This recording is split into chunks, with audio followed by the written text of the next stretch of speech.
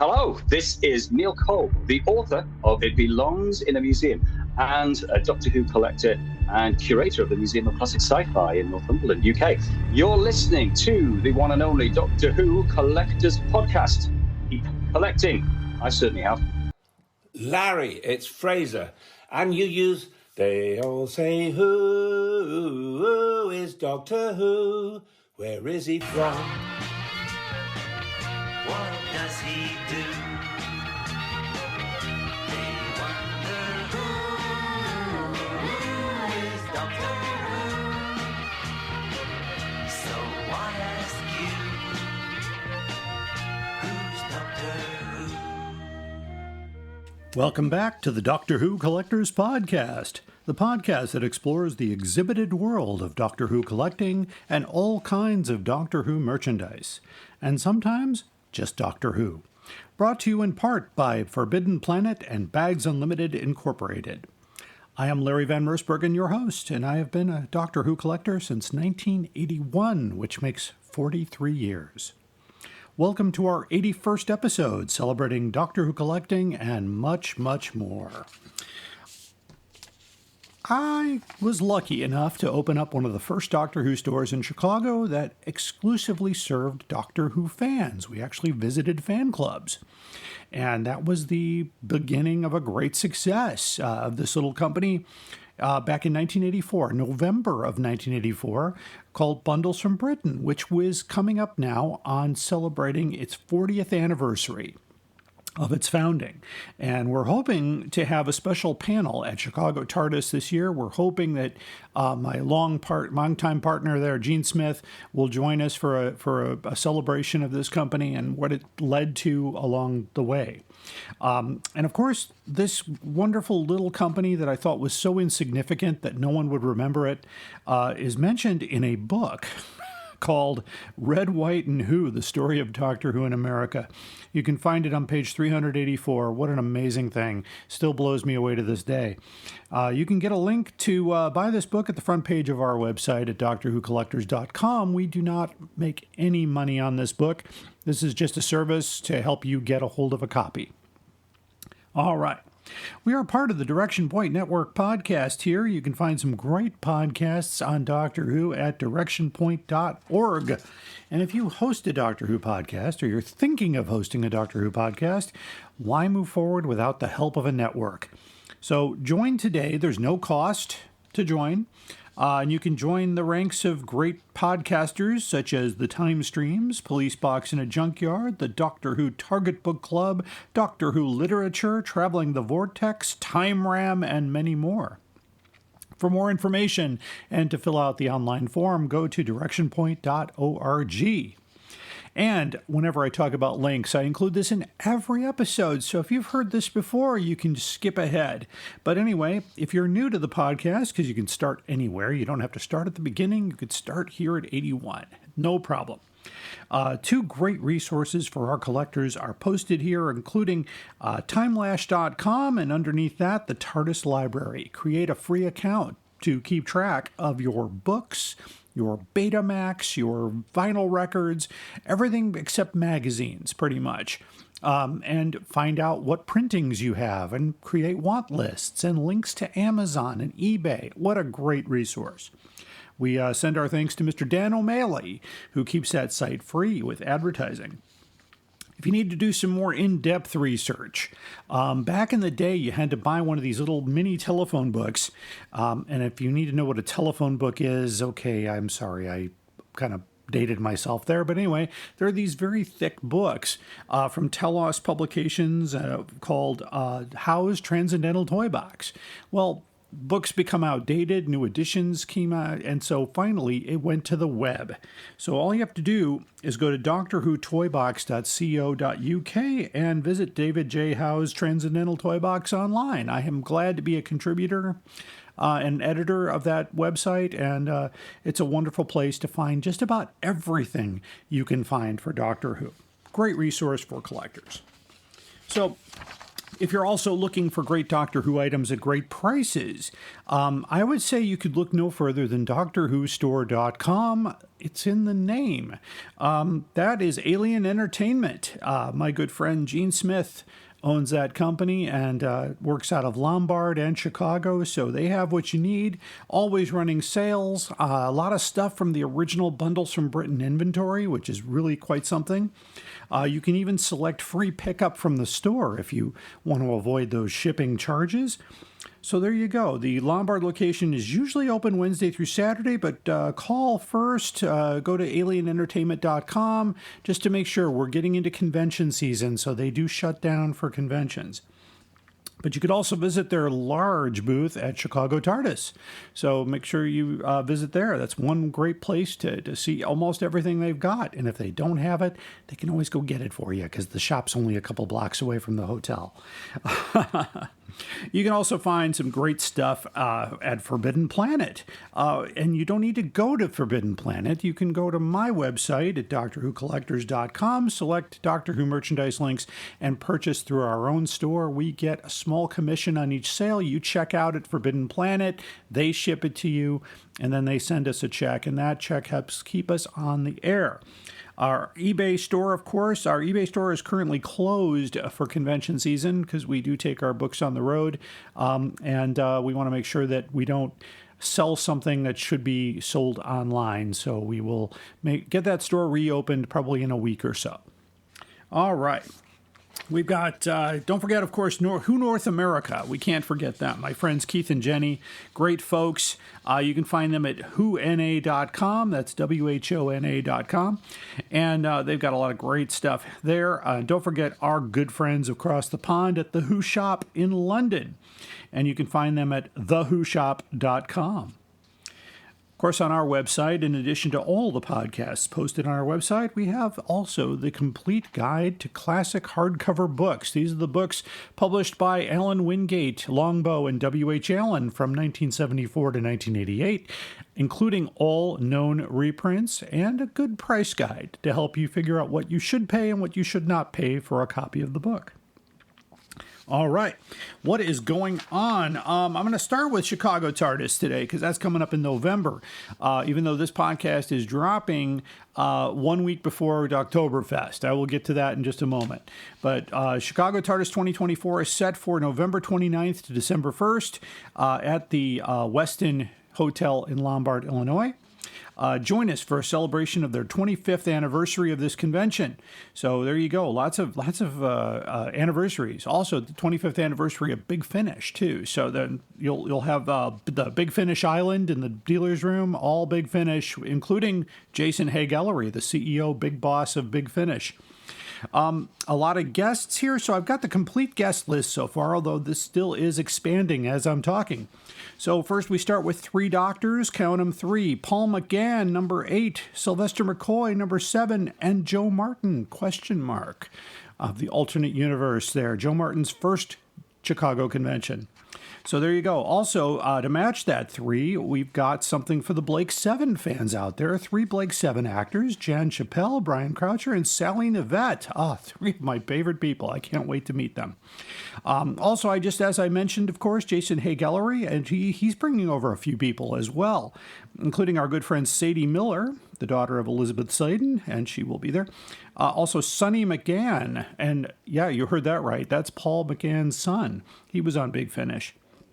More in just a moment there, but coming with your ticket, of course, is included the wonderful person that is Fraser Hines, and Fraser will be here. He missed last year, and we told him how much we missed him, and he was, doing a show, and of course we wanted to wish him well on the show, but of course he just recently turned 80, by the way. So what a great guy. So we can't wait to see him again. And coming with Fraser is a side of Wendy Padbury. So you've got the complete second Doctor crew there from the latter part of the Troughton era.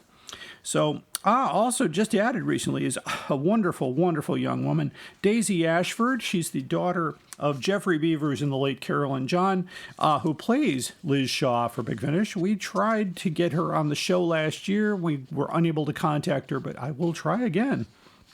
We got some music folks here. Composers Mark Ayers and Dominic Glenn, you might recognize that name, will be there. Also, we've got Jay Griffiths. She played Jack in The Magician's Apprentice. And Kieran Hyman, who was one of the people responsible for doing the colorizations of the old Doctor Who's. And finally, we've got Tommy Knight, who played Luke in The Sarah Jane Adventures. So, and more to come, apparently. So there you go. We're getting close. Panel suggestions are still open, I believe. And then pretty soon we'll have the call for panelists. So make sure you check that website at chicagotardis.com and stay on top of that. Now, coming up this weekend, this Saturday, in Canby, Indiana, we've got Doctoberfest Infiltrate. That'll be at the Who North America. It'll be outdoors. It'll be intense. I mean, not intense, but in actual tents. So the weather's supposed to be 73 degrees and sunny, so it should be fine. So wear your favorite costume. Come on down. I'm doing the second appearance of my panel for the year, which is a living history of classic Doctor Who books from 64 to 96, 9 boxes worth of artifacts to basically show you the books that we didn't get to see here in the United States for a good portion of that time. And that'll be at noon. So you can see these books in person that you've only seen in photos or in Doctor Who magazine or online or on auctions that you can't afford. So here you go, and I'll also have a special table dedicated not just for my items for sale, but if you want to take a look at something up close, I'm more than happy to help you there. So visit my dealer table, of course. All sales do go for the podcast. I've got over 300 Target books for sale, including a few other goodies too. So check us out. All right, so there you go. Other guests include my good friend Keith Barnfather, the founder of Real Time Pictures. He'll be there. Brandon Peters of The Brandon Peters Show. Catherine Sullivan, an author. The authors of Red, White, and Who, Nick Seidler, Robert Warnock, John Lavallee, Libby Shea, and Stephen Warren Hill. So there you go.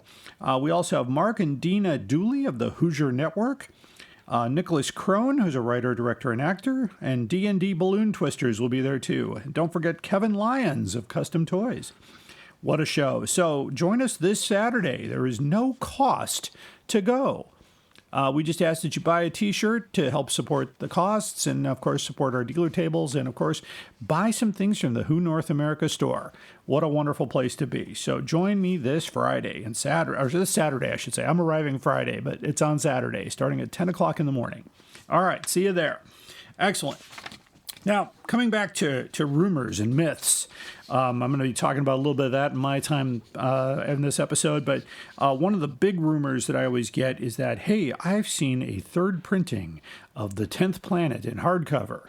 I said, okay, you got a photo? Nah, I gave it away. Okay, well, I'm sorry to say we found no proof of any actual third printings. We're actually getting ready to completely debunk a myth about the Loch Ness Monster question because we're pretty sure now that there are only 2 printings of that book. The elusive first printing with its blue spine, which is selling for over $1,000 these days, and the third edition, which is third impression, I think was a misprint. It was supposed to say second because there were nobody can verify that a second impression exists. So there we go. But anyway, I'm always on the lookout for this concrete proof. If you do have a book that we don't have on our site, contact me. We need photos, the spine photo, the cover photos, and the copyright page, which has the impressions.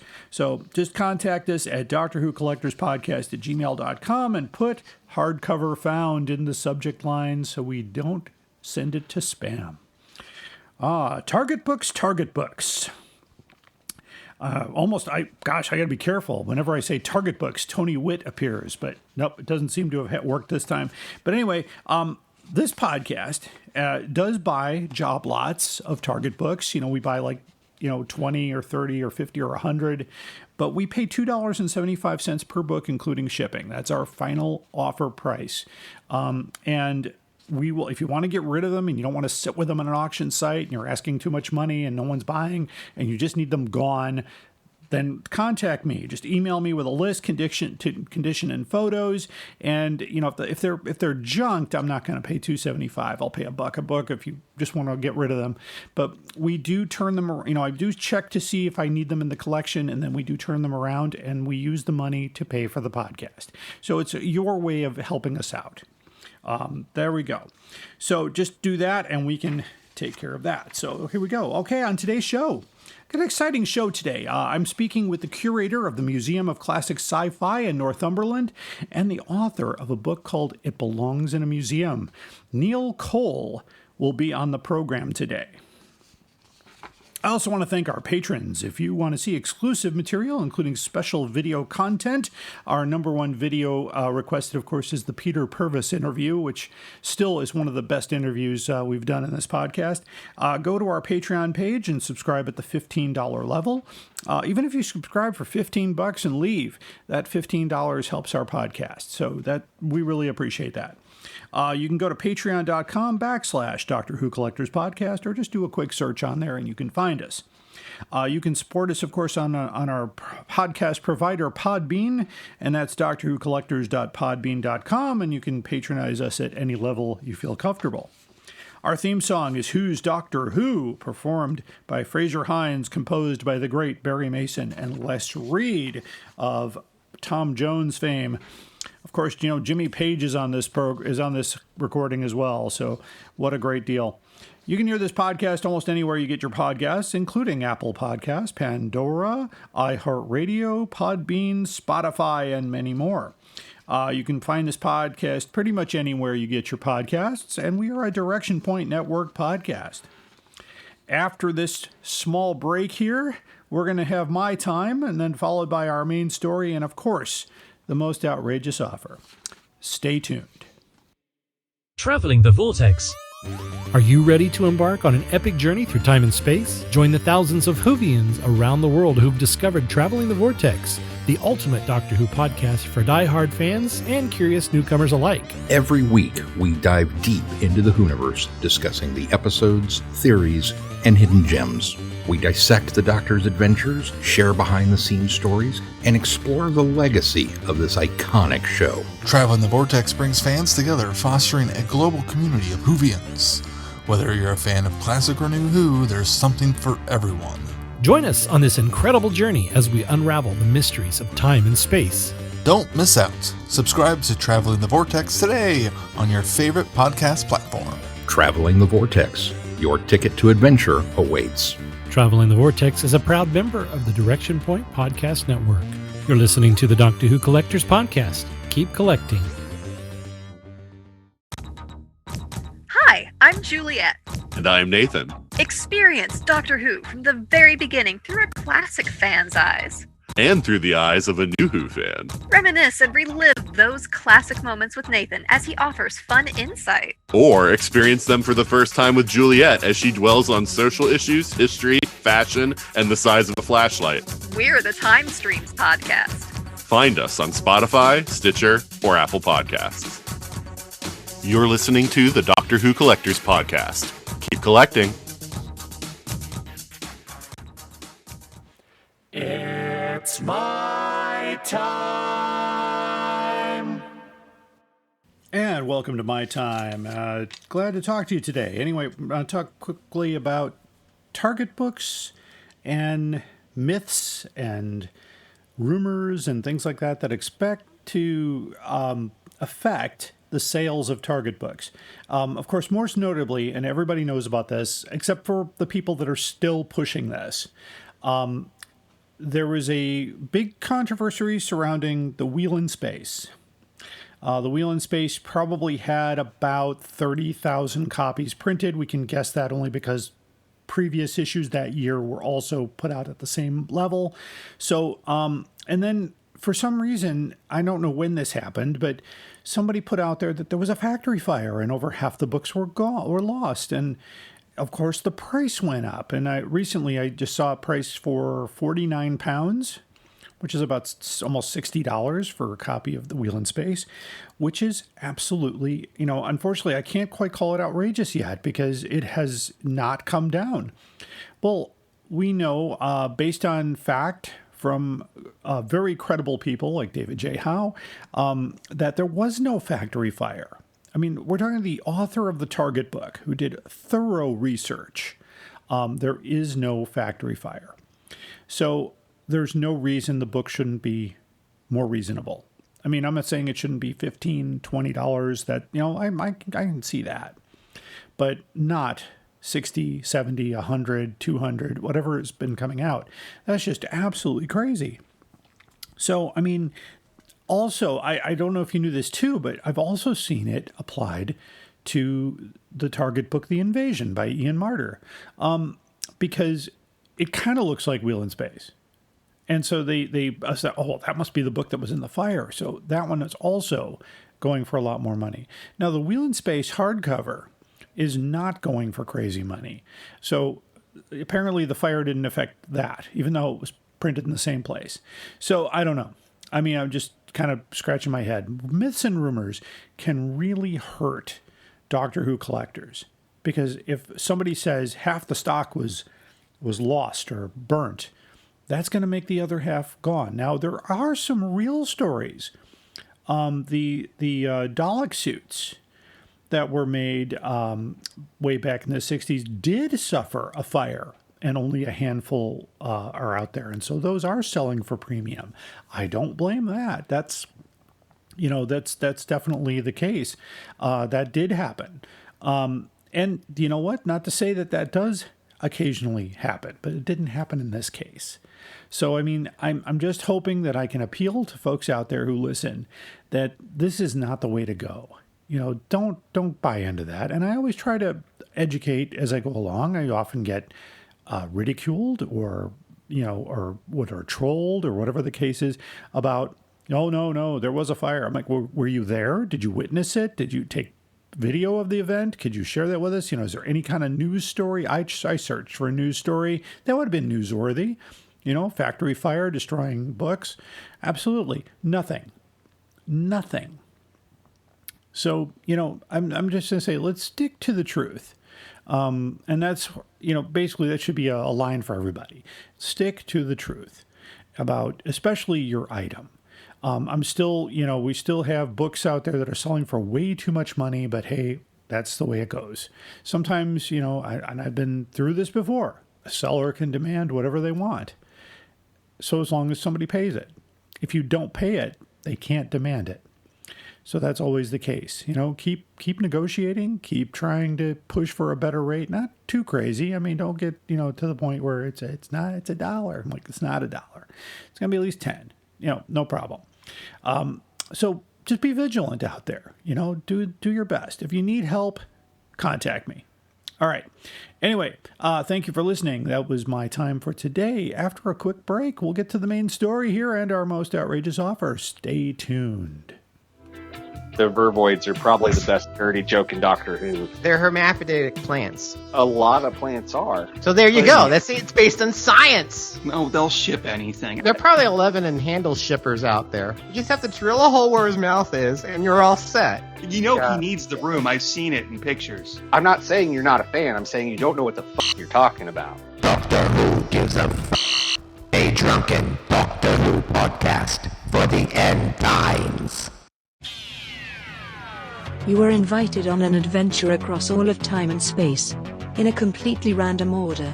It's the Police Box in the Junkyard podcast. Jump in the TARDIS with your hosts, Eric Gulbranson, Asad Kheshki, and Matthew Kressel. Explore Doctor Who TV stories, audio adventures, and books, both novels and non-fiction. The Police Box in the Junkyard podcast.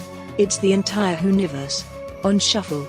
The Police Box in the Junkyard podcast is a member of the Direction Point Network and is available about once a month wherever you find your podcasts.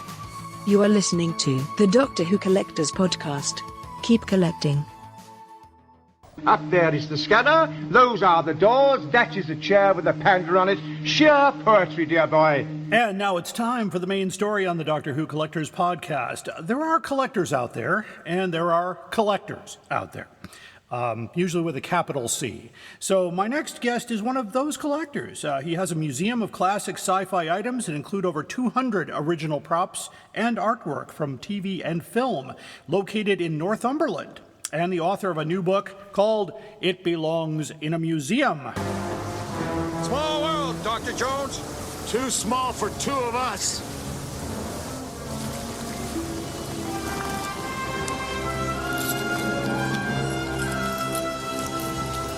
This is the second time I've had to reclaim my property from you.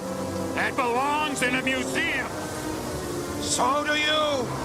Please welcome to the podcast Neil Cole. Neil, welcome back here. Welcome to the podcast. Hello, I'm amazed to be on this podcast because it's one of the ones I listen to, and it's lovely. And I'm just thank you for having me on. Thank you very much. Oh, you're welcome. Thank you. Thank you for listening. Thank you for being here. It's a real pleasure. And just to kind of go, let me just start back with the first question here. So how did you get started in putting together items for a museum and eventually books and other, how did this start? Well, it started with an idea, and that idea came when I was 5 in 1975. My dad, we didn't have a lot of money as a family, but my dad took me. Blackpool's about a couple of hours from here, and for any Doctor Who fans will know, it was the home of the legendary Blackpool Doctor Who exhibition, which in an era before Harry Potter world and the sort of things that we see more frequently now. This was an incredible thing, and even more incredible because it was screen-used pieces from literally what you'd seen that Saturday at tea time, and it was the pieces from that year's programs, and it was unlike anything else, as you've probably heard many times. Many people of my generation say there was only one way to watch Doctor Who, that was live, and there was no way of seeing it again, and that's the big thing, and I think that's what really gave the two-force punch, as it were, effect of the exhibition, because suddenly it was all in your memory, and then you went downstairs and there it was. So that sowed the seeds of it. It blew me away. Seeing that TARDIS on the seafront and going from a bright, sunny seaside sunny day into a radiophonic, colour-drenched, monster-filled corridor was remarkable. That's when it started. Simple as that. Yeah. Okay, I just had to, when listening to that, it reminded me, of course, Doctor Who started in the United States in 1975. Oh. And I was 6 years old that year, so Right. very close in age. Yes. And I remember it. I do remember it like it was yesterday because it was one of the most important memories of my life when my mother called me in and said, "Hey, watch this with me. It looks cool." And it was part one of the Mutants by John Pertwee. And I never missed another episode. But you were right that we watched it and it rarely came back. I mean, we had to wait several years before in the United States when they started running it again. But in the UK, reruns were just not a thing. Oh, in the UK, it was. I mean, I researched why. There's various reasons why, and I won't go into them here for time. But basically, it just wasn't a thing that was done. It was considered lazy. It was considered not a proper use of license fee, which obviously in the States I realise is an unusual thing for the American audience. We have to pay for TV, whether we like it or not. It's like a stealth tax over here. And anyway, in short, you couldn't see it. So it was books. And then in terms of the collector's journey, I think my first book I ever bought was that day at that exhibition, and it was Doctor Who and the Zarbi. And it was the only book there that I could buy. And of course, it had William Hartnell on the cover. And I had no idea, even getting that William Hartnell was a thing. I had no idea that there was another Doctor. And there it was, remarkable little book with the little black and white illustrations in. And that, again, just took me on, expanded my journey forthwith. Fabulous, really. Oh, that's amazing. I mean, over here, it was really something because we didn't see Doctor Who anything until roughly 1981. Wow. And it was a small comic book store that had just a little tiny shelf. And I'm like, wow, Doctor Who, magazine, books. So the first book I bought was Day of the Daleks, which of course had John Pertwee on the cover, and he was my hero growing up. So I said, okay, I read that book like 9, 12, 15 times in a row, so I know the book forwards and backwards, including the typo on the last page. So it was really quite an amazing thing. And then in 1984, we got this little flyer that said, "The ultimate celebration of Doctor Who in Chicago," and they brought in Patrick Troughton, John Pertwee, Peter Davison, John Nathan Turner, all these people. And so, of course, I went down there, and this ties into your book a little bit because I was standing in the lobby waiting for the rest of my friends to come, looking out the window, and it just showed the beautiful Chicago skyline. And this person walked up next to me and said, "This is a marvelous city." And I looked up and I'm like, "That's Patrick Troughton." Wow. And I said, "Excuse me, sir." I said, I have to say, it's a pleasure to meet you. And he shook my hand and said, "Thank you. I'm confused. Nobody here has ever seen my stuff." I said, "No, I've seen one of your stories, and it's still, the Crotons was the first one I saw." And he said, "Oh, we're showing that one here." So I said, "Okay, well, I got to get to see that." But we talked for a few minutes until somebody came and got him and took him to where he needed to go. But I'll never forget that moment. And I actually shared that story with his son, Michael, last year, who was here for a show. And I thought, wow, and I suddenly thought, there's so much more I'm missing to this. And over the years, we had access to more of the Patrick Troughton stories as they became available on streaming and DVD and whatnot. And so when we got to your book here, It Belongs in a Museum, and we'll get that in a moment, I thought, wow, a book about what happened on the sets of Patrick Troughton stories was just so intriguing to me. And so let me just go back for a quick thing. You started as a collector. So when did your museum open in Northumberland? Well, the museum, oh my goodness, it was a fight to get the museum open because I was a school teacher. I had modest sort of income. So am I, by the way. Yeah. Getting on for 30 years actually teaching, and I'm not now doing this now, but which is weird. But I had a Doctor Who club at school for 20 years. We built TARDISes and Daleks and all sorts. Also very great fun. But anyway, and so going back, so I was teaching, and I'd got a little house. My mum and dad had died. I was an only child, so I'd looked after my dad had motor neuron, then my mum got dementia, and it was. I think by that point in my life, I got to think, well, I'm not. I was restoring props by this. And somehow in my head I had this long-term goal, but I just was getting to the point in my 40s where I thought, I'm not going to be able to afford a building, because properties are tight around. I realize now, looking at various places in America, it's properties quite hard to get here in terms of where you can actually realistically open somewhere. You've got to be able to legally open. You can't just put it in the middle of a housing estate. So the big problem was getting a building. And then this house, which is a Grade 2 listed historic building, came on the market, and it was in shocking condition. It was, the ceiling above me wasn't here. There was just sewage running through. And you've probably seen in the book, it took me 2 years to literally gut this. And there was no any Doctor Who activity in that time. I was restoring the pterodactyl, I think, but upstairs, in terms of the cellar, it was purely a splitting pot. It was just hacking away. So that was 2015. It then took 2 years to do the stonework and dry the place out, get the ceiling in, and then it took me a year to build all the walls of the display. And every object in here has a plaque, so I designed the plaques, write the blow, print the blow, all that. Sure. And it was a big job. And so it was 2018 when we opened. And then you probably also, possibly, I don't think I put it in the book, but then the county council turned up and tried to close us for 2 years. Yes. It was really, really good of them. And you could write a book on that. But so then we did open in about 2018, and then COVID. So we were fighting the council, then COVID hit, and then it's just sort of we sort of did a second opening just after COVID. So we thought, look, we'll do it again, because this is crazy. We really, we've had everything thrown at us, short of, Daleks literally trying to blast us away. So we just thought, right, well, as Sophie Aldred came and she did a second opening. And then since then, it's been a steady build. But we are in a... Oh, good. Yeah, it's been in a very funny... We're in a funny little place, beautiful little place. But we knew it was going to be a bit of an uphill struggle because we're where we are. But it's been good. People are coming, people from all over the world. And we're still here and building momentum. You know what I mean? But I'm not a money-making... I'm not this...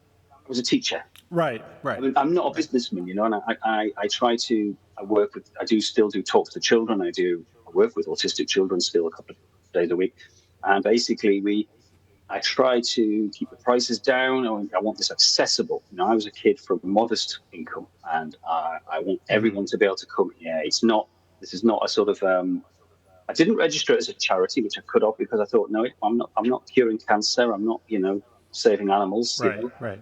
This is a little business, but ultimately, I want it accessible, and hopefully, that's been and I think people get a nice feel from it. It's about sharing. It's not about things being shoved away and going, I've got this in this. Look what I've got. It's not that. It's, come and have a look all year round. Like the Blackpool, we're open all year round.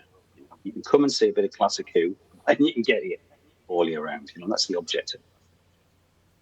That's nice, because I feel the same way. This one of the reasons I started this podcast is I didn't want things to be just stored somewhere and nobody could see it. I said there are things that need to be seen. Next weekend I'll be in Indianapolis doing a presentation on the classic Doctor Who books of 64 to 96, and I've got almost all of them, and none of them were sent to the United States, obviously. And we'll actually be with Keith Barnfather of Real Time Pictures. Yes. Yeah, so he'll be down there as well. Yes. He's one of our guests. Yes, he's been remarkably good to me. Oh yeah, I do wonder why at times. I bless him, but he has. We have filmed a lot of filming together now, and he has been remarkable. It's been a pleasure getting. Yeah, to call him a friend. He's great. Yeah. Oh, absolutely. Yeah, he's a dear friend. I'm in one of his documentaries on the Who USA tour that happened in the late part of. That is so interesting. I mean, I'm an exhibition geek, and that I have looked for pictures from that. I actually have the original artwork, painted artwork from the sides of the van. Obviously not the van's sides, but I have Andrew Skelet's original paintings. And Andrew's a great guy too. He's absolutely he's one of my heroes. Andrew, I've got a lot of his originals are in here, or quite a few anyway. But I've got his artwork for the side of that, and I adore the exhibitions and that. It's been like one of those missing. I never got to see an awful lot, to be honest, Larry. But bottom line is that I would love to. I just can imagine that rolling up in your small town somewhere, and there's the world's Doctor Who. It did roll up here in Chicago at Navy Pier, which was, and of course, I don't want to spoil the video for the folks out there, but there are some surprises to that. And some of the folks that actually did some wandering around in the countryside found the van. Yeah. And it was in terrible condition, and it was just sitting in a field. In fact, they went back a year later, and it was gone. But we have some pictures of that. Somebody took pictures of it and sent it to our. It's in a book called Red, White, and Who: The Story of Doctor Who in America. Great book. I need to put that. Oh, absolutely. I know the authors. I'll bring. I always have it within arm's reach, but it's a beautiful book. It's the entire history of Doctor Who in America. Yes. And so there was just these pictures of the exhibition. I probably couldn't find it in a heartbeat, but of how they found the van abandoned because the whole exhibition lost money, unfortunately. And it was but it was nice to see actual, like I said, we got a chance in America to see actual props, an actual Cyberman from Earthshock was there. The console, part of the console was there, and a Silurian, I believe, was in there. Do you remember, was Nestor in there?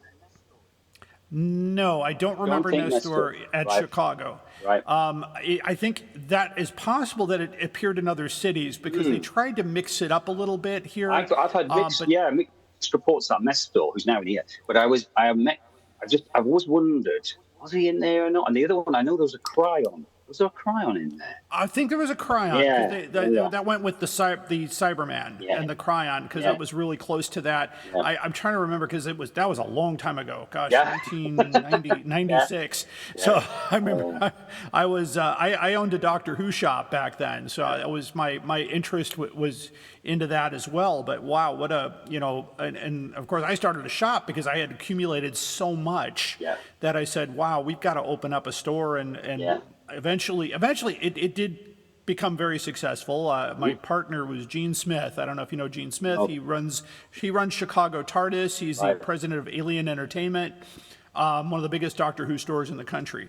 So he took it to the next level. But and it's just it was such an amazing thing to see those things up close. Yeah. But they never brought any of that stuff to the conventions. They only did it in that rolling exhibition. And of course, I can imagine the cost of bringing that van all the way across from England, because and they brought it back to England too, which is something else.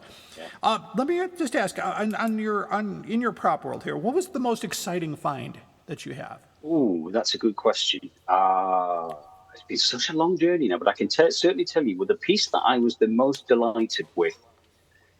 Every so often you'll find a piece that is you've never seen. There's three. I can think of three. Okay. First of all and I got it from America, and it was early in my collecting journey, as it were. It was about a third piece I got, and it was the Galsec gun, the firing Galsec gun from Sontaran Experiment. And that is my favorite story. Believe it or not, Sontaran Experiment, I remember it. I remember Steyer being terrifyingly cruel, and the actual setting reminded me of where I lived. So it was just a very evocative story.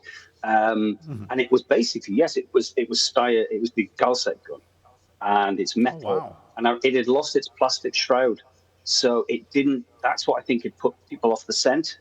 And I looked at it, and I looked at the cylinder barrel, and I thought, that looks like blue chrome paint, and it was in the pits of it. And I thought, that's the flipping gun. And it was, yeah. And it was also the one used by Callie in her first story of Blade 7, because they of course, yeah. Yeah, they edited it, what's the word? They customized it a bit.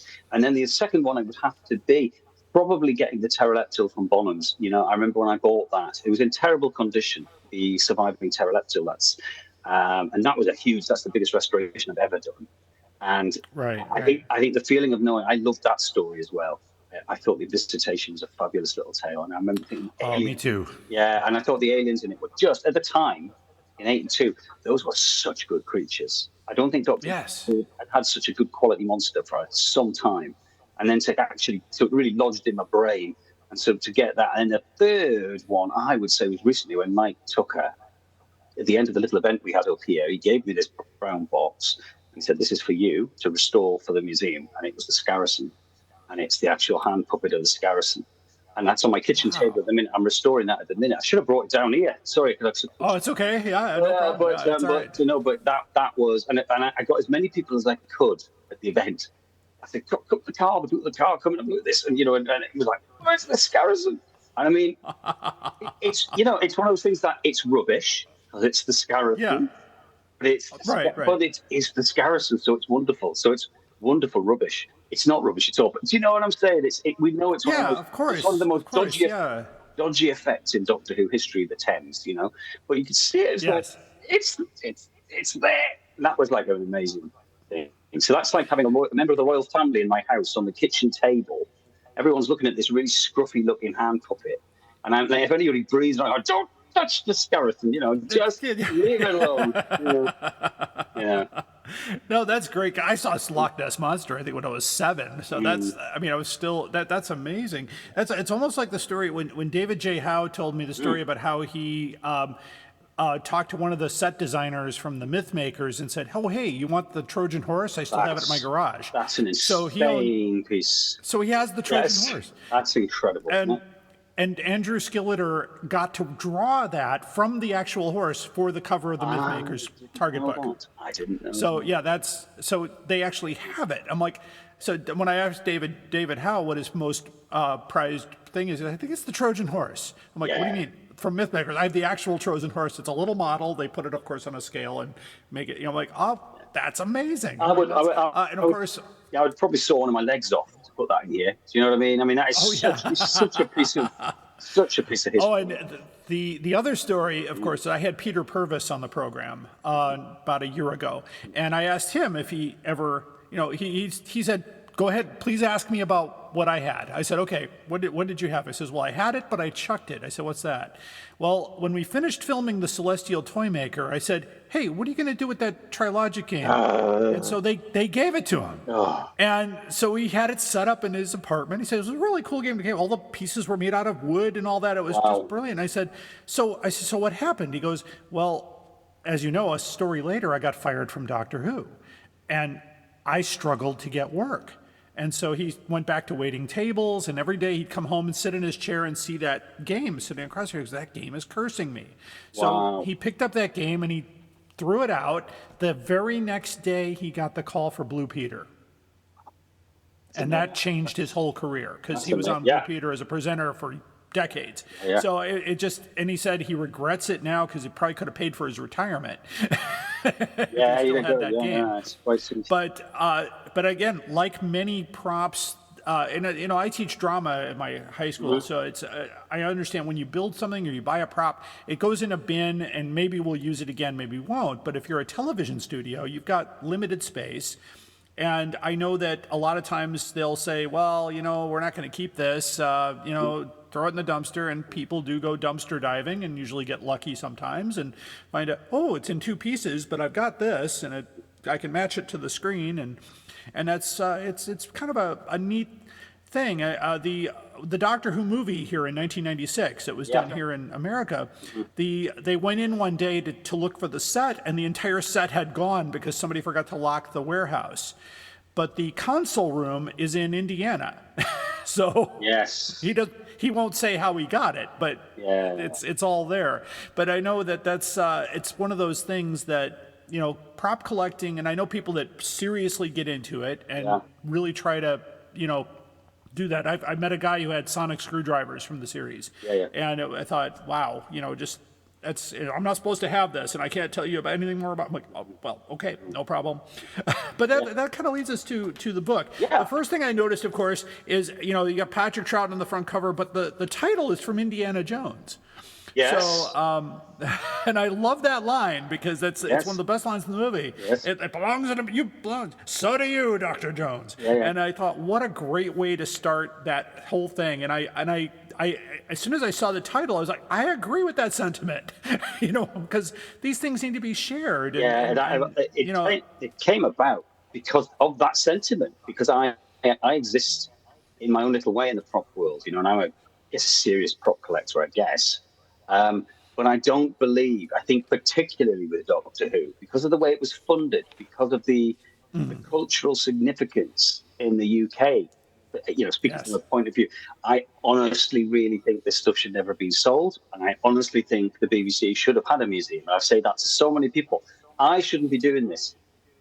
This should be in a central place. Right. Now, the reality is, I know from speaking to people who worked at the various exhibitions, I know a lot of people various people who said they were never given any budget to care for the things. They were never looked after properly. So now they're probably the safest possible place they can. We're in a stone cave, effectively. It's half underground, this. Right. Which is why I'm wrapped up. I'm dressed like, as you can probably see, you're in a T-shirt, and I've got about 50 jumpers on. And basically, it's cold, and it never, even on the hottest day, it doesn't, I'm in jumpers like this. And that's great for props. There's no light, daylight, no UV. So everything is stored. Sorry, to go back to your question, what you're saying. If you don't see the museum, I do believe that. And I think that people should have access to this. I think this is a shared cultural history. It's very dubious, the whole selling of the props in a way. In many ways, the BBC, I know the BBC had the right to sell them, but the whole country funded these things being made in the first place. It's a very odd thing, the BBC, when you look at it. And the actual title of the book came because I was actually involved in the book before. This book came from another book. I was with a small publisher, and it morphed. And I ended up doing, and ultimately, it was the idea of it. I came up with the idea of it. It came to frame from a museum because I just thought it just summed up. I just felt this stuff. It's like the Blackpool exhibition. I would go to it. It was there. And everyone could go and see it, and all loved it. And I just thought, when I'd seen infighting in the community of props and underhand this and dealings and all sorts goes on. And I just thought, this belongs in a ruddy museum, not stuck away in your back cupboard. Do you know what I mean? And it's like it's great you've got that, and then I'd even had a collection for so long. And it's like, it's just in my back bedroom. And I was getting to the point where it's just stuff. And you cease to get anything from it after a while. You know what I mean? And I hate this. And I know it's hard to say. I don't like this sort of, look what I've got. Mm-hmm. And you can't, and you can't see it. And it's like, but I've got it. And I think, it's pathetic. And I think since I'm now in my 50s, and my dad died. If I'm on his timeline, I've got another 10 years of life, sort of thing. Hopefully I'll be longer. But you think, I don't just want to be sitting like this. This is just ridiculous. You've got to do something with pieces like this. Everybody loves it and can share it. And that's the whole reason. It belongs in a museum. So that was it. And the book as well became a mini museum. It was a chance for collectors.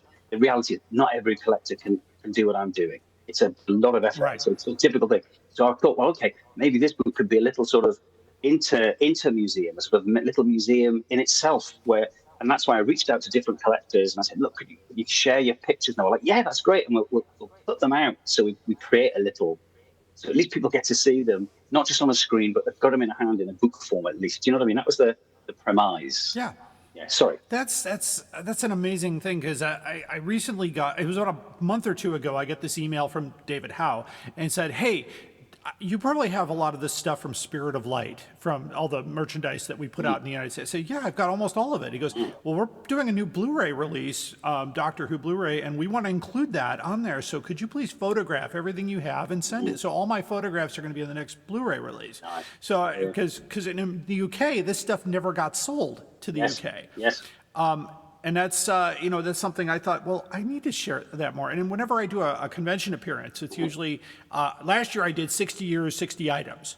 Yes. So I looked for somebody challenged me to say, do you have one item from each year of the series, including 63, which was not easy, but I did have one, all the way to the present day. And I said, okay, and the rule is you can't buy anything that you don't have. You can't, unless it's already been ordered, which saved me there. But I went through the entire collection. I said, yes, I do. So I presented that all year to different places. And I said, this is not a, look at me and all that. I said, no, take a look. Here, hold it. This is up close. This is what this was. And my 63 item, by the way, was an issue of Radio Times. It had the second episode of Doctor Who with a picture of William Hartnell on the inset. Nice. And I got that from a company in England called Kelly's Books and stuff, and they went out of business. So before they did, I said, can I buy whatever you have? And they said, sure, we just need to get rid of it all. So they shipped me this big box of Radio Times, and I went through them all, and some of them had stuff, some didn't, but it was like, oh, I've got something. Yeah. But it was really neat to go through that. And my goal was to bring to the United States what never got here in the first place. Yeah. And to show, hey, here's the Dalek book. Here's a plate from Weatherby's in '65 that of a many thing. This is something that you never saw here, and we never got that. And I kind of take what I call a traveling museum, so to speak. It takes up a lot of boxes, a lot of padding, and I've never lost an item. I've never had anything broken, and it's just such a amazing thing. I'm trying to see if there's something here on reach. I'm like, no, probably not. But I do have one of the things I got recently was about a year or two ago was a Target book proof by Donald Cotton. It was the Gunfighters with his editorial marks, and he put his signature on it. Lovely. So that was pretty cool. And I thought I've got a few Target covers, and for Keith Barnfather, I dug out of my VHS collection the very first real-time picture release from 1988, and it was sold here in Michigan. Oh, so that's lovely. But back to the book. My favorite part of the book is right at the beginning when you say, this is not an episode guide. This is a history book, and it's also a picture book. So I know that's, it may not be important, but I thought this is important because people often go, well, wait a minute, there's stuff missing in here. But I'm like, no, this is not that kind of book. This is a different kind of book about, like I said, leftover scraps in memory and traditional illustrations, hand-drawn, and going through the entire, I love, all the illustrations are amazing, the photographs are clear, it's a really, really nice guide to some of these props, and you've got information on what was used for exhibitions and what was actually out there, and some folks that did share their photos from private collections, including, I guess my favorite one in here is the cyber controller from Tomb of the Cybermen. That's thanks to Matt Doe. He's listening. Matt Doe, who you probably know from Movie Reliquary. He's again a collector. He's lovely. I mean, he's always supported what I've done, and he said, Matt, any chance I can have the photos of the cyber controller? Because I was trying to get. Basically, the initial idea was to use objects in the museum. The book started is one thing. It basically started as an illustrate. I was doing illustrations for a Derek Sherwin book, and then that fell through. So the publisher, it was just for various reasons. And the publisher said, "How about you?" I'd written the last chapter, and he said, "How about you do a whole book based from the side of the museum on trout?" And I went, "Yeah, go on then." And then basically how it worked was that my subscribers to the museum, who very kindly support me, as a thank you to them, I do them a drawing every year each. So I said, "How about, would you mind if your drawing this year was a Troutland one, and you'll get it in a published book?" And then eventually it just ended up where I had a different idea for the book than the publisher, and I just felt that I just had such a lovely supportive, subscriber group now, and support. We call Friends of the Museum. They're lovely, and they visit whenever they want. Also, it's lovely. And I just thought, I think I'll go solo on this, because I wanted to put the photo section in. The publisher very much had a page limit on it, and it was kind of like one picture, one page of text, one picture, and it was like, there's more to say. There's more to say, and I knew this was my first proper book, and I thought, no, I'm going to stick my neck out and do this myself. And I just had I like the museum, I had such strong ideas, and I've got ADHD, I'm autistic, I have ADHD, so basically, when I get an idea, I am foul, and I've had all my life, compromising. And the museum was not a compromise. And it's like, you know what you want to do, and you know it's right. And the museum proved that, yes, it's right. So, for example, the number of people who said, "Oh, these coloured lights, you can't read the plaques." And I'm like, no, it's the 1975 Doctor Who exhibition. We're having coloured lights. This is not an English heritage display on the Roman wall. It's not, you know what I mean?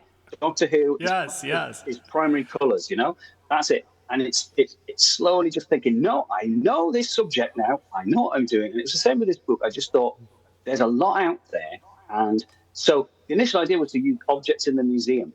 But the problem was, I haven't got many from Patrick Troughton. It's very scarce stuff.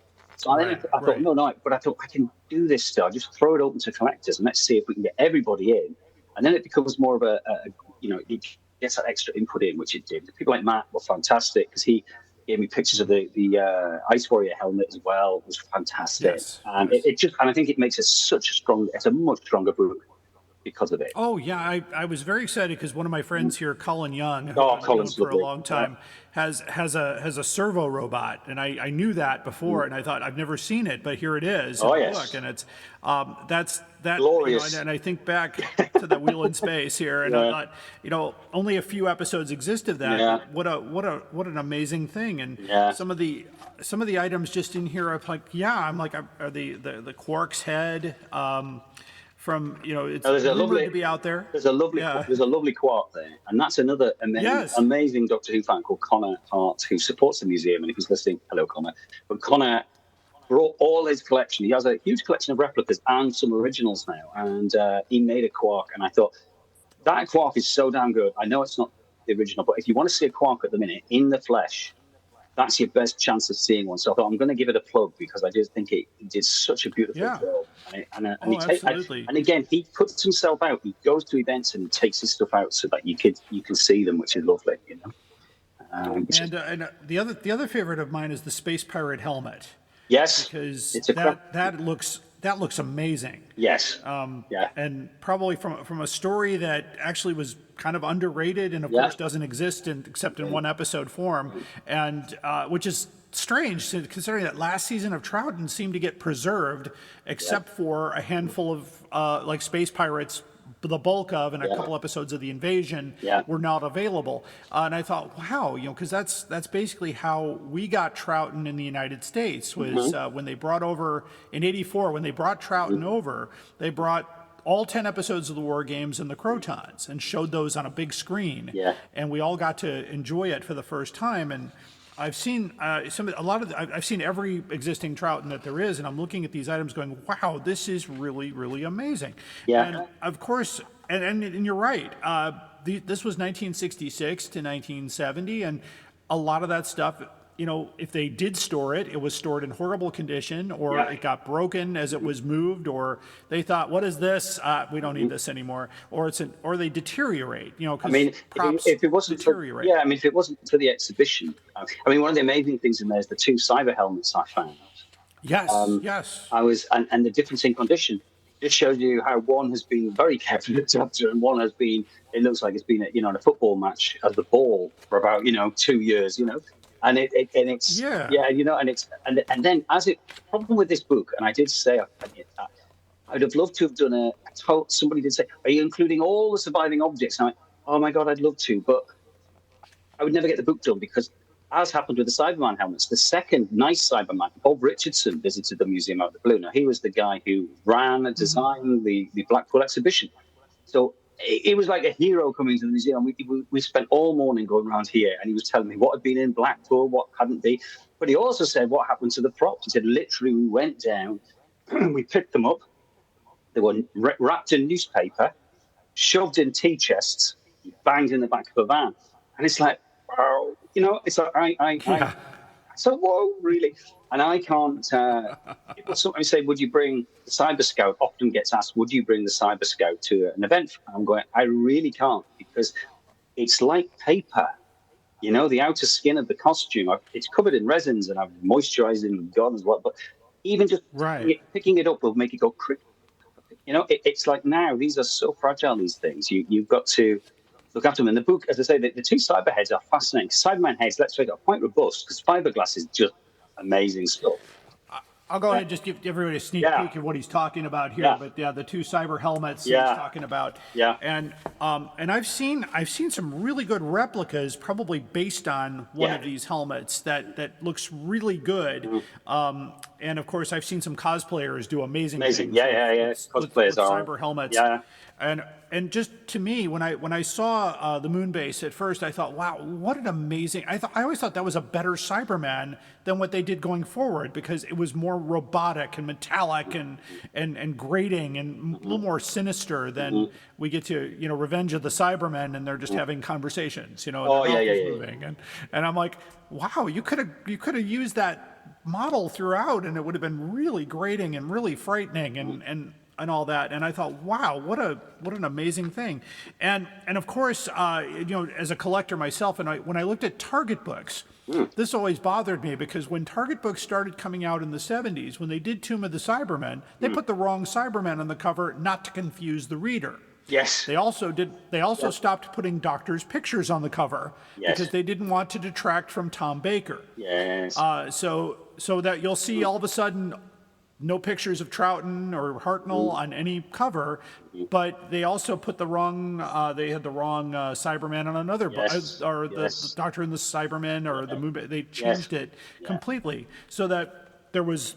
Oh wait, we can't confuse the reader. And in fact, you may even know this, but in '75 they produced 3 hardcover books: the Zarbi, the Daleks, and the Crusaders, and put Tom Baker's picture on the cover. Didn't know that, actually. I'm not surprised. I'm not remotely surprised. But that the thing is, I was 5 in '75, and I got my my humble Bill Strutton paperback, and there was Hartnell on the front. I got it in the exhibition, so it was clearly, and they had Doctor Who, there it was. And it's funny, I had a moment of what? And I remember sitting at the table that day, I was at, in some B&B somewhere, and I was just like, and then I twigged, oh, this is the Doctor. Oh. And it didn't take me long. It's funny, isn't it, how publishers do, they sort of think you've got to dumb down. It's like even a 5-year-old, you very quickly cotton on. It's not rocket science. It's like what they're saying a little bit about the new show. It's like when they're sort of saying, oh, it's got to be for younger viewers. I think, hang on, I was 5 when I watched Genesis of the Daleks, Ark in Space, Pyramids of Mars. I got it. I didn't get maybe the subtler bits, but I loved Davros. I was like, yes. I don't want like space babies, I'm sorry. I wouldn't, if a 5-year-old, I wouldn't have watched that. I'd have just thought this is like the kids channel. This is like toddlers TV. I just think it's funny, isn't it, how people think they think of young. I mean, as a teacher of young people, of children, children they're quite sophisticated. They can take quite a bit. And then they don't like to be dumbed down too generally, I would say. Anyway, I digress. Larry. No, I apologize. No, it's okay. No, it's all good. It's all good. Sometimes the conversation goes in right turn, left turn, roundabout, and back to where we are. And of course, I'm always thinking, when America, just back going off in a different direction just for a moment. But when Americans think about Northumberland, my first thought was Vera. Vera. Because Vera's van pulled up. Literally, Vera filmed outside my house. Is that right? Yeah, That's the awesome. museum house is in an episode of Vera, very fleetingly. And she parked. Now, Okay. my wife loves Vera, just to be clear. Yeah. I quite like Vera. I like it. Basically, any of those, that genre, that's when, the drawings I do in the book, I sit after tea time, we put one of those on any of that ilk, and we just sit and I draw. I can listen to them. It's like listening to an audio play almost, And round around this place, there's several locations, many, not just one or two, loads. They're up here probably once or twice a year, to film the latest. 'Cause it's great, it's good scenery, and it's not too busy as well. So it's good.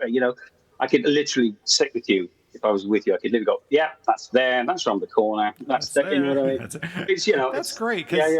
Well, I like the show because you do get to see an amazing scenery of that area of the country, which doesn't often, come around anywhere else, because all the other detectives are in London or somewhere else. But here's Vera, who's out in Northumberland. Yeah, she's in Hexham. She was in Hexham the other week, and she was around the back of my friend's house. It's honestly, literally, my friend was looking out the back window. I used to teach with the teacher, and literally they were filming Vera down a back lane. And she went, I didn't believe it. Wow. Vera was on the back lane. And I was like, it's late, isn't it? Yeah. That's exciting. Yeah, that is exciting. Oh, I'll tell you what. Can I just say, Larry? Do you get a show? Do you get a show called Ludwig over there? Yes. I don't know. No, maybe not yet. David Mitchell. He's a detective. Great show called Ludwig, and he's like a puzzle. He becomes a detective accidentally, and he's a puzzle maker. He solves puzzles, writes crosswords, and anyway, I just thought I wished him and his co-star was the new Doctor Who and companion, because it's cerebral, witty, clever, and if you get a chance to see it, I just thought, I wish those two were Doctor Who and company. I'll write it down and see if we have it over here. I mean, I'm talking. We do get it left a field. We get BritBox over here, so a lot of times those things Ludwig, come through. Or try out Ludwig. It's great. Yeah. He's a comedian, the guy who plays it, but he's a very dry, witty man, a very, very clever man, actually. And I just was watching it and I thought, I reckon if you put those two on now, it'd be totally different. Two clever, interesting people, got a bit older, witty. I think it would be, I just thought, I wish they were. Well, they were Doctor Who. Speaking of comedians, about 6 months ago, the Chicago Theater had John Bishop. Oh, John Bishop! He toured through the United States on his stand-up tour, and people are like, "Who is this guy?" I said, "You don't know who this is? He's very funny. He's very funny." And was I thought he was brilliant on the show too in Doctor Who. So just a wonderful guy. But a lot of people here we don't know who that is. I'm like, well, I went to see him and I just laughed the whole time. Oh, he's great. He's really funny. Amazing. He's a great stand-up. Yeah, he was a teacher, wasn't he? Yes, he was. He was a teacher as well. Yeah, he's really funny. Yeah. Teachers are good, man. So many things.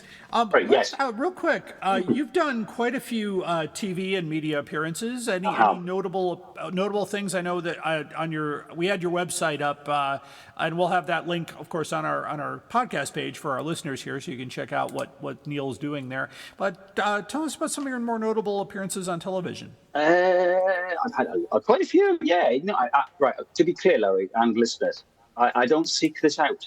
Okay, I'm as a teacher, like yourself, we get used to talking. So when people do come, it's not a big deal, is it? In a sense. But we kicked off in grand style with Netflix. So I'm amazing. We are the third episode of Amazing Interiors, where the American producers seem to like the idea of a mad English eccentric in a Northumbrian stone cellar making a science fiction museum.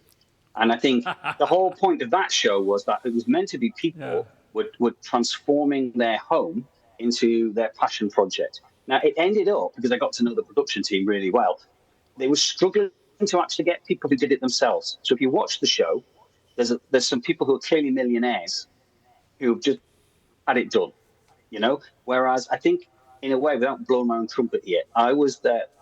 They really liked what I was doing because I was actually the guy doing everything. I was bashing away, hammering away, and I didn't have the money, So I didn't have any money. I can make up in labour, and I did a stint as a builder when I was 20. So I thought I appointed a church, and I thought, okay, I've done that before. I can do it again. So that was one, and that was wonderful. Although it is me pre-male pattern baldness. So if you want to see what this face looked like when he was in a Rush tribute band, that's the one for you. And then the next one was probably, we were just recently on Susan Calman. She's a Doctor Who fan comedian, and that's on Channel 5. She came and visited. That was lovely. I've been on a lot of BBC News programs, basically over the Dalek. The Dalek, I was actually teaching in my art room at the time, my school. I had the daughter of one of the BBC presenters was one of my pupils, and she came to my Doctor Who club as well.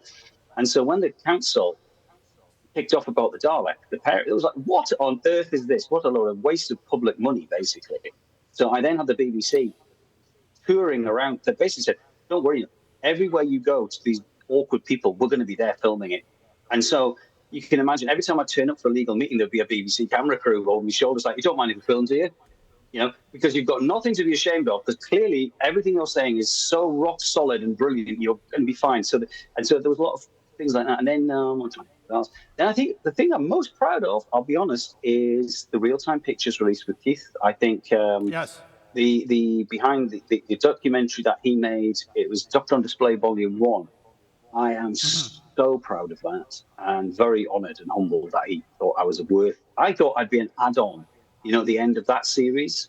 You know, Blackpool Longley, Llangollen, you know, Blackpool, Cardiff, whatever. Then at the end, oh, and this dude in Northumberland's having a bit of a bash in his house, sort of thing. But I was thrilled that he did that, and beyond thrilled. And then he did the Monster Man follow-up, which was nice, because the Netflix documentary, they really were just interested in the sort of bricks and mortar.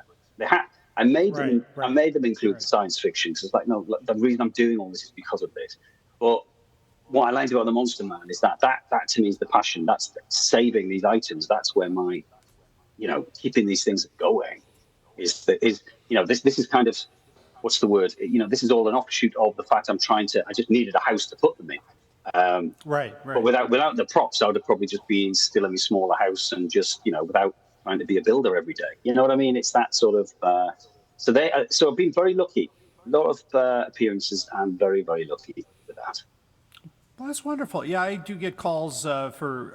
I've been interviewed on other shows. I've been, with Keith Barton-Father myself, and and some of the other projects. People are like, "Well, wait, do you have one of these? Because we need a photograph of something from that." I'm like, well, let me check. Oh, yes, I do. No problem. Here you go. And that's, and of course, my Who room is basically what you see around me. And that's, most of everything is on this wall, which I can't see from the camera, but I can turn it real quick here. Let's see. Nice. There you go.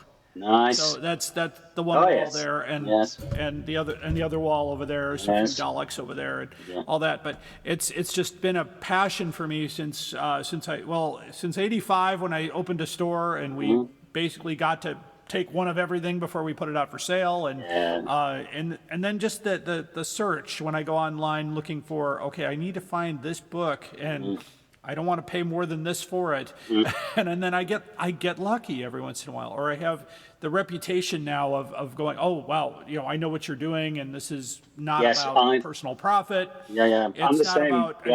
I'm not here to turn it around for a quick buck. I'm trying to get it together in a collection so that when I do go on the road here, I can say, okay, here's what the whole set looks like, and here's what this is here, and come on up and take a close look at this. It's not like, don't put the white gloves on. No, that's right. Take a look at it. There's a lot of people who say things which I've experienced firsthand. They'll say, oh, this is for my collection. I'm buying this for my collection, and they're not there. They're buying it to sell on.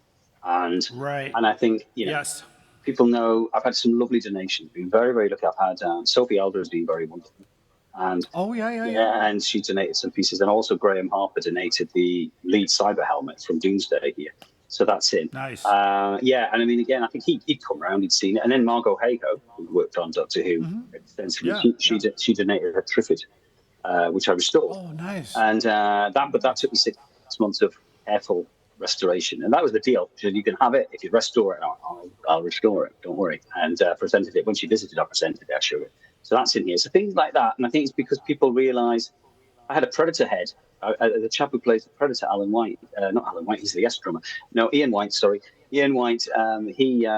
He's visited a few times, and he very kindly donated. He was the Predator, the engineer in Prometheus. He lives probably about an hour away, and he pops in every so often. He's donated his Predator head to the Museum Sci-Fi. The thing is, I have to have a half science fiction side, because obviously I'm not the BBC. So I can't call this a BBC Doctor Who exhibition.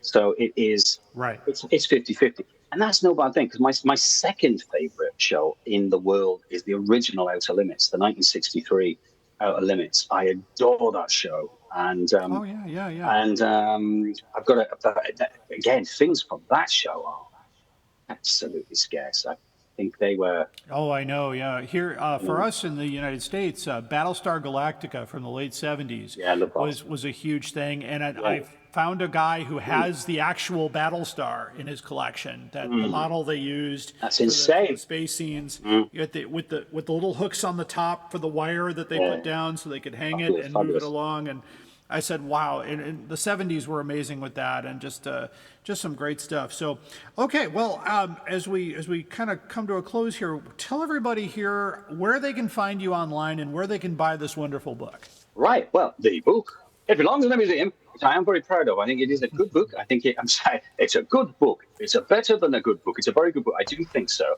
And it is a good book. It's 2 years of researching and drawing.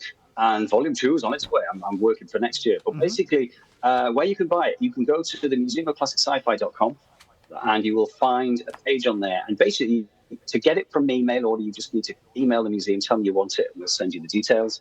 And it's also available in the wonderful little bookshop, Galaxy 4, and which is a mail order bookshop, wonderful little bookshop, and they've been so supportive. And they've sold out of the book 3 times, had to restock them. That's really cool. And I did not expect that, Larry, at all, honestly. And then the other one is Blake's Heaven, which is a lovely little sci-fi shop in London. Nice. Grant Holsworth, who's a wonderful exhibition of Blackpool model miniatures in the book. And he's got some copies for sale there as well. So if you can buy it from the museum, Galaxy 4, Blake's Heaven have all got copies. And I've tried to produce a book that is not like any other. And all I'll say is, it is not an episode guide, because basically, Larry, if you and me are buying that book about Patrick Troughton, we have watched those stories. And with some of the books from the BBC that come out, there was one called The Monster Vault, which I was so excited about. I was so excited about The Monster Vault. I love monsters. And it was just telling me the story. And I was like, I watched these, I know this. And it was like, it's a good book. Don't get me wrong, if you're a younger person who's never seen them, it's great. But I think when you get to our lineage and generation, I'm wanting something a bit more. So it's the book I was trying to write the book I would buy myself, and I wanted to, try to get it to a little bit beneath. You know what I mean? And I think you got there. I think you've accomplished that. It does remind me of another book that came out not too long ago. I had John Walsh on the program. He did the Doctor Who and the Daleks film book. Oh yes, I haven't seen that. And he he had access to all of Studio Canal to get to whatever they had and all these great photographs. And I said to John, your book sold out in like a day. He goes, yeah, we were shocked. And so we went back to the printer and said, we needed a second edition. What are you talking about? It's sold out. And I got my copy of your book from Galaxy 4. So it was really nice to get that. And of course, I think you did put your mark in there. So thank you. Yes, I did. Everybody gets them from me. I do a drawing. I personalize. I do a little drawing. I'm sorry. If you get them from me, I'll actually do a doodle in it of your favorite monster. So anyone who's got it direct from me, I will do a sketch of most people. I did either a Croton, a Quark, a Cyberman, a Yeti, or a Dalek, and I bet on a Saturday Night for it. And I just did it randomly. If you didn't tell me, so it was like you didn't know what you were going to get. You were going to get. It was like, you know what I mean? That's quite nice. I'm going to share with you one more thing, because when I did open my shop, we had the cover hand drawn, and I'll show you this cover. Oh, that's lovely. That's lovely. And I've got a copy of that, I've got a copy of that, yes. A guy called Elodie's Pagan. You know Elodie's? Yes, I know. Yeah, I'm going to be with him next week. I can't pronounce his name. He came and spent... Elweathis, that's right. And he spent the night with us. We went out and we had he came up here, we spent the night, it was lovely. And basically... So you have a copy of this catalog in there. This was my company. He brought me that. He brought me a copy, yeah. It was lovely. Oh, that's wild. Yeah, That is wild. Oh, When I found out David J. Howe had one of these in his museum, I thought, this is awesome. I've got one. These catalogs are so hard. I mean, I don't have very many originals left, but what I love about it is the man who drew this is Bill Eubank. He's been gone for a long time, but he was a commercial artist. He was also a professional actor, clown, performer, and he did one of the very first cosplays of Davros in 1984. He took it to Chicago, and if you look at the 1984 Doctor Who magazine summer special, they did a big photo spread on that convention, and he's the first picture. The Davros in there was Bill. It caught the attention of the photographer. All the other photos are of the celebrities, but he's in that photo. And we bought we just got very excited as a young group, and he, of course, said, "Oh no, you don't have to pay me for this. I'm just going to draw it." So he drew the cover, and on the back, he draws this amazing little John Pertwee and Joe on the back. You have this in your collection, but that's wonderful that you do. But it's just, I'm just blown away by that it's reached that far away. So that's wonderful. I'm amazed. I mean, Larry, I'm amazed that you're sitting there with a book I signed probably in the last couple of weeks. That's ridiculous. It came no problem. That is insane. It's blowing my mind that a little book of me. Yeah. I mean, it is. I mean, I've been one of these people in fandom that's really kind of like, I'm being below the radar very much because I've been a lone fan in a rural area. You know, I didn't even know about pre-internet. I didn't know fandom existed. No? Right. You know what I mean? I really honestly had no idea. No idea. There was no way of knowing. You know what I mean? There was. And it's a big you know, the United States, you know, we still have some major conventions. Like I said, I'm doing one next weekend, Oktoberfest. And then this November we have Chicago TARDIS over Thanksgiving weekend. Famous convention.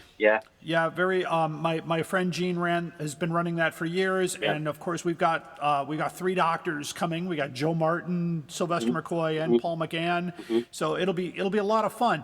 And of course Fraser Hines comes to every convention, so he's you know, I'm surprised he hasn't been out to your museum yet. Well, the bottom line is, I've had a few. You've probably seen. I've had an event, basically about an event a year. And that sounds horrendous. It's small. So the whole point is there's no queues, right? I've got a no queue policy. It's about 60, 70 people max. We have a beautiful village hall, which is decked out. It's not just like it's been dated. So it's like half a cinema. It's got a cafe. You get hot food. You get hot soup and cakes and all home baked. And you come and you sit and you chat with the celebs. You sit and have a cup of tea with them. That's what we do. So it's okay. I can't afford to do lots of them because I don't make a lot of money from them, and it's not the point. The point is to give people you visit the museum and go and meet a few people. They've worked out really well. But Fraser, if he's listening to this, I would absolutely welcome him with open arms. I'm trying to get Katie Manning because she said yes in principle, because I'd like to launch the book the back end of next year and have a signing of me with Katie, because it's the third week. I think that'd be great. I've known Katie since 1984, and we talk every few days. Yes. So well, I'll put the bug in her ear. Please do. Just say you met this guy in Northumberland, because I'll tell you, I'm very serious. I'd love her to write the foreword like Margot Hayhoe did. I'd love her to write the foreword because I just think that would be perfect for the book. Do you know what I mean? Margot has been massively supportive, and she was the one who wrote in the beginning. Sorry, then I'll shut up. She's the one in the beginning of the book where she actually said something like little scraps, something tucked away, and I thought that's almost the tagline for the book. That's how this stuff survived, something tucked away. You know, and that's how this stuff's, most of it, it's just put it away, just a little bit. And if they hadn't, it wouldn't be here at all. You know what I mean? Remarkable, really. Absolutely. Oh my gosh! Well, listeners, my guest is Neil. My guest is Neil Cole. Thank you for being on the show today. You just go to our website, DoctorWhoCollectors.com, and under the episode page, we're going to have all those links to the museum, to Galaxy 4, and all that, so you can directly access this book. And of course, just an amazing time. This was a great conversation. So, of course, my Patreon viewers will get to see the video here and the interactions we've had. So Neil, I really appreciate you listening and being on the program. Absolute pleasure to be on. Honestly, an honor to be on. I've listened to this show a lot, so thank you for having me. It's weird, strange being on, but very, very lovely that I've been on. Thank you. Thank you. And my listeners, please stay tuned for the most outrageous offer. We are going on a journey, a very long journey, through the world of the Target novelizations in publication order. Every week, we are looking at a new book, talking about Terrence Dicks, Malcolm Hulke, and all our Doctor Who novelization friends. Whatever you do, keep turning the pages. This is Jason Miller of the Doctor Who Literature Podcast, a member of the Direction Point Podcast Network, and you are listening to the Doctor Who Collectors Podcast. Keep collecting. Hello, fellow time travelers, and welcome to the Doctor Who Target Book Club podcast, the only podcast to discuss, in story order, all the Doctor Who novelizations. My name is Tony Whitt, and every 2 weeks or so, I'm joined by a 2 to 3 person discussion panel, including our so-called expert who's been a Who fan since 1979. That would be me. We also get the views of intermediate, casual, and novice fans who either have never seen the show or who have never read these books until these podcasts, including Dalton Hughes and Allison Fitz-Seyfried. You can find us on iTunes, Stitcher, or wherever you find good podcasts, or even ones like ours. You're listening to the Doctor Who Collectors Podcast on the Direction Point Podcast Network. Keep collecting. All my travellings throughout the universe, I have battled against evil, against power-mad conspirators. I should have stayed here. The oldest civilization. Decadent, degenerate, and rotten to the core. Power-mad conspirators, Daleks, Sontarans, Cybermen. They're still in the nursery compared to us. 10 million years of absolute power. That's what it takes to be really corrupt. And now it's time for the most outrageous offer, the part of the program where a Doctor Who item or Doctor Who related item is at a much higher price than it should be. So I get a lot of these now. Thank you so much for sending those in.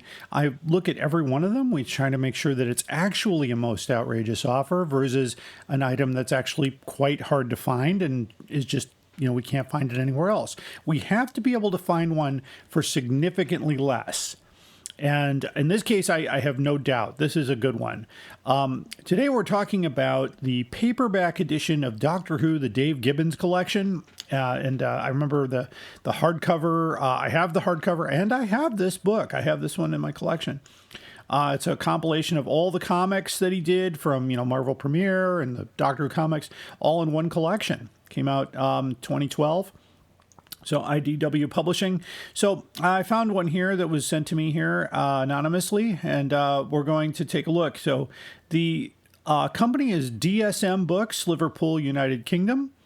Has a 4 out of 5 star review, so something went wrong there. I might look into that in a moment, but we'll see.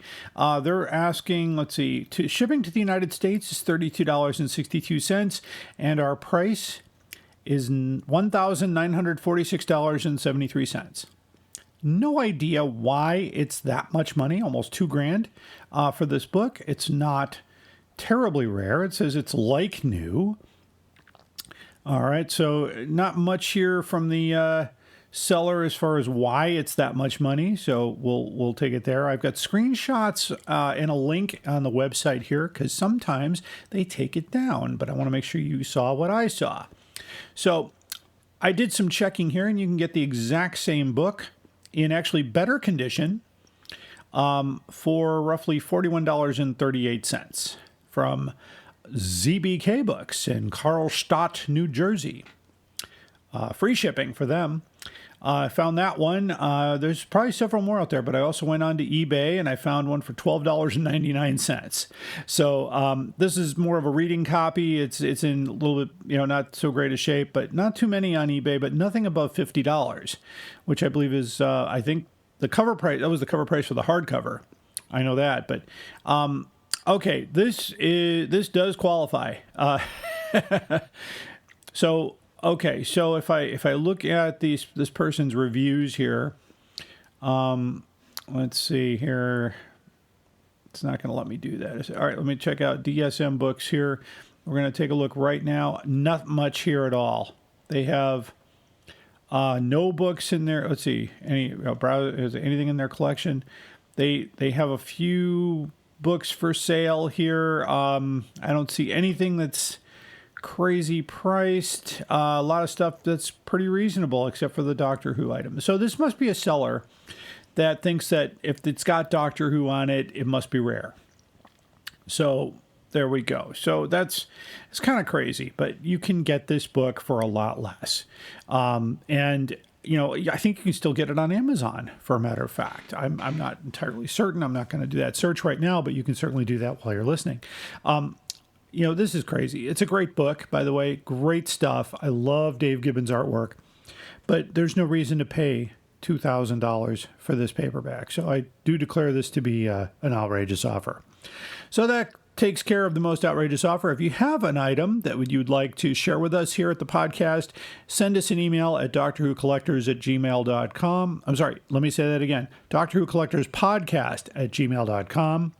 And put most outrageous offer in the subject line, include a link and any kind of information that goes with it, and we will do our investigation.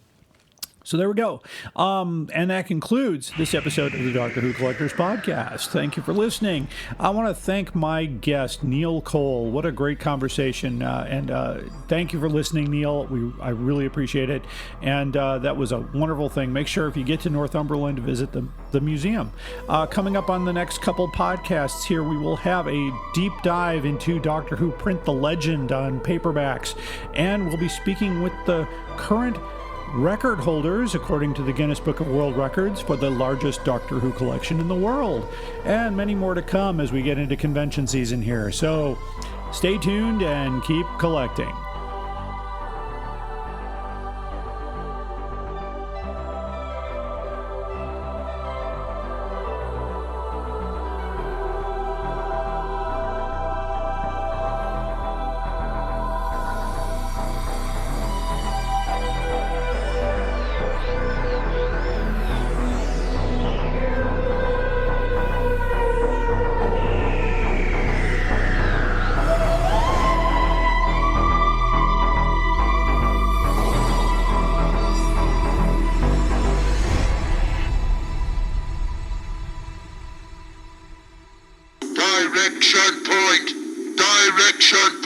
A Doctor Who Podcast Network.